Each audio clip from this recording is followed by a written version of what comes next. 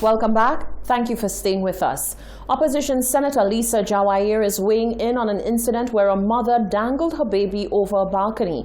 She says while the situation is alarming, the issue goes deeper than what was captured on video. She calls for government intervention to ensure that measures are in place to assist young, single, and frustrated parents. The video of a mother dangling her baby over a balcony continues to garner strong reactions from all sections of society. Some are expressions of shock and horror, others are expressions of sympathy and calls for empathy. Adding her voice to the recent cries for help for the mother rather than condemnation is opposition Senator Lisa Jawair. She says there is need for more to be done to address social issues in St. Lucia. She explained that too often the response to such problems are reactive and not proactive. With the limited facts that are available to me, we have to ask ourselves a question: what are the root causes of a lot of those social issues? We tend to not look into that. We quickly cast judgment. I'm not saying that what the young lady did was correct. I was very surprised by, what I saw on the videos. But certainly we have to take a closer look at the root causes of a lot of our social issues. What would have affected her growing up, the way she was raised in her home, the resources available to her. And instead of chastising many of our young single mothers, the government should be making an extra effort in providing some support, some sort of relief. Jawair says the scarce resources on island should not be an excuse for not doing what needs to be done. As debate continues about the extension of the state of emergency for an additional 5 months, she says the frustration caused by the SOE and all the other issues that have been exacerbated by the COVID-19 pandemic need to be addressed by the current administration. Today we are here to discuss the extension of a state of emergency for an additional 5 months, but still nothing has been said on how we're going to support our single mothers, our farmers, our bus drivers, our taxi drivers. We don't see anything of the sort. So it really is an indictment on the government that still, after blaming single mothers for the level of crime in St. Lucia, we have not seen any change in how we are going to support them. The opposition senator indicates that while actions such as what was seen in the video are not to be condoned, there is need for the root causes of such social ills to be investigated and dealt with in a more proactive manner. Reporting for Hot 7 News, I am Genevieve Gonzague. Health Minister Mary Isaac gave a status update on the COVID-19 fight and the progress toward herd immunity when she appeared in the Senate on Thursday. When the coronavirus that causes COVID-19 first started to spread, practically no one was immune. Meeting no resistance, the virus spread quickly across communities. Stopping it will require a significant percentage of people to be immune. This is what is referred to as herd immunity. When most of the population is immune to an infectious disease, this provides indirect protection or population immunity, also called herd immunity or herd protection. The island would need about 60 to 70% vaccination of the local population to achieve herd immunity. So with a population of 180,000 people, we expect to vaccinate at least 108 people to reach herd immunity. Madam President, 108,000 people, sorry. Madam President, there was a lull created in our vaccination drive at a time when we did not have sufficient vaccines to continue to administer to all and sundry. We slowed down our efforts in anticipation of receiving additional vaccines. It was during that period we received a batch from the COVAX facility, 24,000 vaccines, as well as 4,000 from our sister isle, St. Vincent. We are awaiting 100,000 vaccines that the government of St. Lucia has purchased and 50,000 from the COVAX mechanism between this week and the end of this month. The health minister argued that to consolidate the gains made so far in the COVID-19 fight, rather than erode progress made, an extension of the state of emergency is deemed necessary.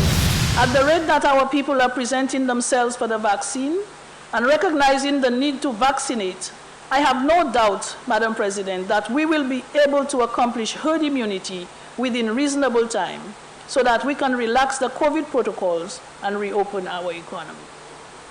Madam President, it is based on this premise and on the advice of the Chief Medical Officer of St. Lucia, working with the Command Center, that the government of St. Lucia is presenting this resolution today in this Honorable House, requesting an additional 5 months to extend the curfew through the state of emergency. That was Health Minister and Leader of Government Business in the Senate, Mary Isaac. Independent Senator Mauricia Thomas Francis was absent from the budget debate but made a return to Senate on Thursday for debate on the extension of the state of emergency by 5 months. She noted that while the Leader of Government Business, Senator Isaac, made a compelling case for the extension, Joe Public remains unconvinced, questioning government motives based on deep mistrust. Madam, the rationale for the proposed extension seems cogent based on the explanation given by the Leader of Government Business.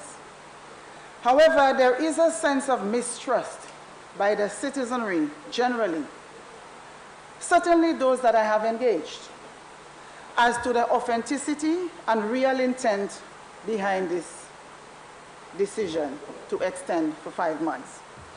There seems to be a general lack of trust, and citizens are questioning the motives behind the proposed extension, Madam President. As they put it, they do not trust the government due to the fact that this is the longest extension which has been proposed since COVID-19. Madam President, they've also told me that elections are imminent and the extension falls outside the deadline. The deadline of the extension falls outside the deadline within which this important constitutional exercise has to be effected.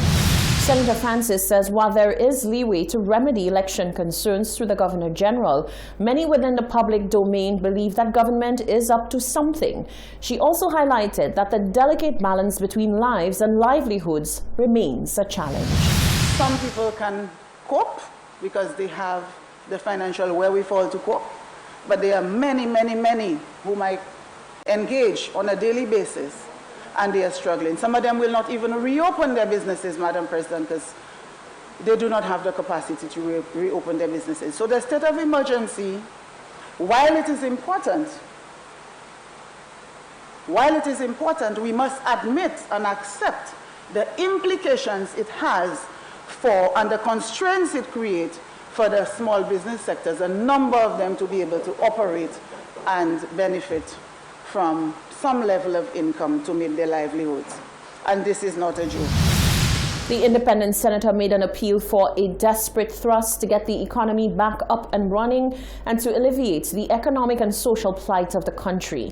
The ball, she says, is in the court of citizens, as their level of compliance will determine how soon COVID-19 is brought under control. However, she says public anxiety and frustration under a continued state of emergency is to be expected. The St. Lucia Fire Service responded to a structural fire in Vieux Fort Thursday morning. Fortunately, no one was injured. Fire Service spokesperson Stacey Joseph spoke on what transpired. On Thursday, May 6th, at approximately 6:50 a.m., emergency personnel from the Vieux Fort and Crash Fire Hall responded to a call at the corner of Commercial and Clark Streets in Vieux Fort relating to a structural fire. The fire suppression teams on arrival found heavy smoke emitting from the first floor of a 2-story concrete structure. The fire was confined to the west corner of the commercial structure, which measures approximately 22 by 25 feet. Using appropriate firefighting tactics, the fire was quickly extinguished, resulting in a minimal damage to the building. No damage was reported to properties in the vicinity. This is the Hot 7 TV Nightly News. Stay with us. There's more news coming up after the break.